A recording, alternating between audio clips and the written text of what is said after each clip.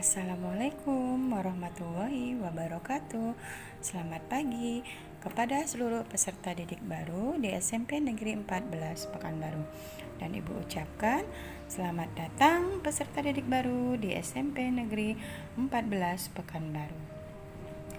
Pada kali ini kita masih dalam kegiatan pengasah pengenalan lingkungan sekolah tahun ajaran 2021-2022. Untuk kali ini, materi yang akan kita pelajari adalah cara belajar yang efektif yang akan disampaikan oleh Ibu sendiri, Reda Sofiana SPD. Untuk mengetahui apa itu belajar efektif, kita harus paham dulu definisinya. Cara belajar yang efektif adalah proses belajar mengajar yang berhasil dan mampu memberikan pemahaman, kecerdasan, ketekunan, dan mutu atau kualitas yang baik, serta memberikan perubahan perilaku yang dapat diterapkan dalam kehidupan sehari-hari. Sehingga hasil dari pembelajaran itu dapat menghasilkan sumber daya manusia yang unggul. Dan jangan lupa, sebagai makhluk ciptaan Tuhan, kita jangan lupa untuk memohon bimbingan kepada Tuhan yang Maha Kuasa. Karena dengan banyak berdoa, selain nilai religi yang kita peroleh, hal tersebut dapat membuat pikiran kita lebih tenang dan siap untuk menghadapi pembelajaran. Baiklah Ananda Ibu, adapun tips atau trik cara belajar yang efektif yang pertama adalah 1. Rajin membuat catatan intisari pelajaran, di mana hal ini bisa Ananda lakukan dengan mencatat bagian-bagian penting dari pelajaran pada buku tulis, atau kalian bisa memberi tanda pada buku pelajaran tersebut sehingga kalian bisa memperoleh informasi-informasi yang disampaikan baik dari dalam buku ataupun dari video yang diberikan. Kemudian yang kedua adalah belajar dengan disiplin, serius, dan tekun. Tentu saja hal ini merupakan salah satu tips yang paling penting untuk meningkatkan cara belajar kita yang efektif. Kemudian yang ketiga adalah hindari belajar berlebihan. Belajar berlebihan dapat memberikan dampak yang buruk bagi fisik maupun psikis kita, di mana nantinya dengan belajar yang berlebihan ini dapat menimbulkan rasa lelah, rasa jenuh, dan juga kebingungan yang timbul dari dalam diri Ananda kalian, dalam diri Ananda. Biasanya hal ini muncul jika waktu ulangan atau ujian sudah dekat. Adapun cara mengatasinya yaitu dengan rajin belajar setiap hari. Ini seperti kalian menyicil di dalam belajar, sehingga saat ujian atau ulangan sudah dekat, kalian tidak lagi mengalami kesulitan. Dan tentu saja kalian dapat siap menghadapi ujian atau ulangan tersebut. Adapun dampak lain dari belajar berlebihan yaitu membuat kalian tidak bersemangat lagi untuk belajar. Karena belajar seperti ini membuat kalian merasa ada tekanan yang berat di dalam diri kalian.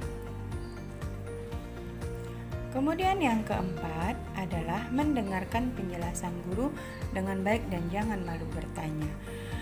Dalam hal ini penting bagi kalian untuk fokus mendengarkan materi yang dipaparkan oleh guru, baik secara langsung pada saat tatap muka ataupun melalui tayangan video yang diberikan oleh guru di masa pandemi sekarang. Dan jika seandainya dari penjelasan guru tersebut ada yang kurang Ananda pahami, maka janganlah kalian sungkan atau malu untuk bertanya, karena dengan bertanya merupakan salah satu cara untuk melatih kepercayaan diri kalian. Kemudian yang kelima adalah selalu berlatih dan mengulang pelajaran. Hal ini sangat penting dilakukan agar pemahaman materi bisa menjadi lebih baik. Hal ini bisa dilakukan saat mengerjakan PR dari sekolah. Dengan mengerjakan PR dari sekolah, kalian bisa berlatih dan mengulang-ulang bahkan untuk pelajaran yang kalian sukai sekalipun. Dan dengan mengerjakan PR ataupun tugas-tugas yang diberikan dari sekolah, ini juga akan menumbuhkan sikap tanggung jawab di dalam diri kalian. Kemudian yang keenam adalah belajar bersama. Kegiatan belajar bersama ini biasanya sangat disukai oleh kalian jika kalian berada di sekolah. Karena dengan metode belajar seperti ini membuat kalian lebih bersemangat di dalam belajar. Kalian bisa memecahkan soal bersama-sama, bahkan sampai soal atau materi yang sulit sekalipun. Namun di kondisi seperti yang sekarang ini, untuk belajar bersama secara langsung mungkin sulit dilakukan. Namun Ananda tidak perlu khawatir karena walaupun kita belajar dari rumah, belajar bersama dapat dilakukan dengan orang tua, kakak, ataupun anggota lainnya yang berada di dalam lingkungan rumah kita. Sehingga Ananda bisa terbantu dalam mengerjakan soal-soal ataupun tugas-tugas yang diberikan oleh para guru di sekolah.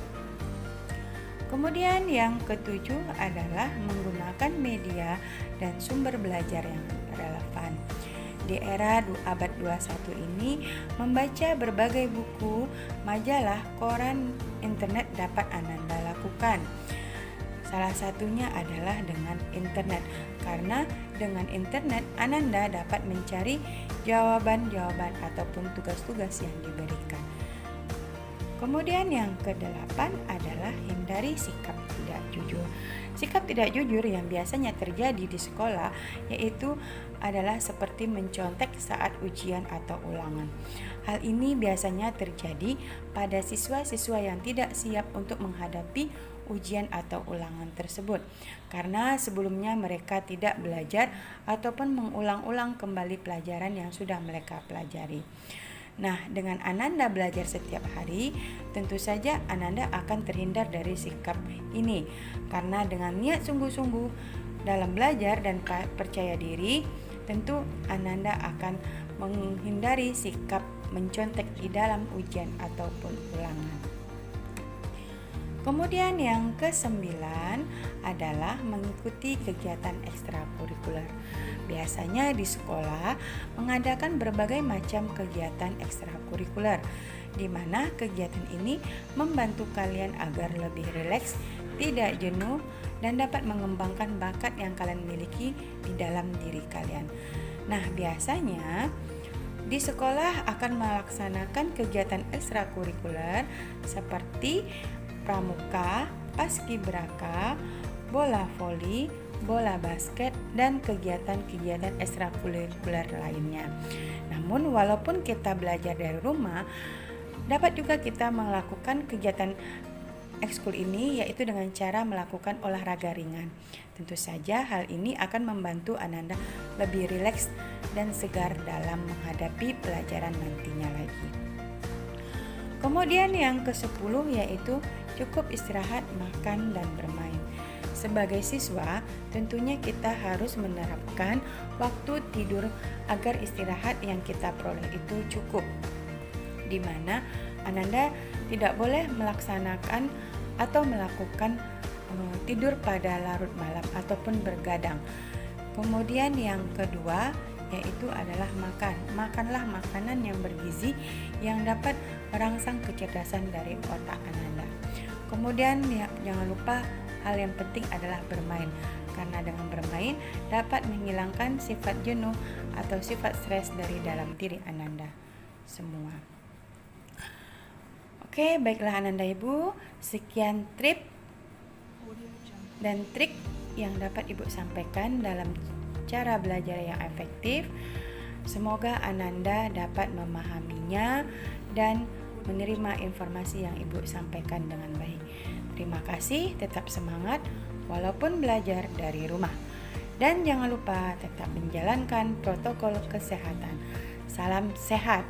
Assalamualaikum warahmatullahi wabarakatuh dan selamat pagi.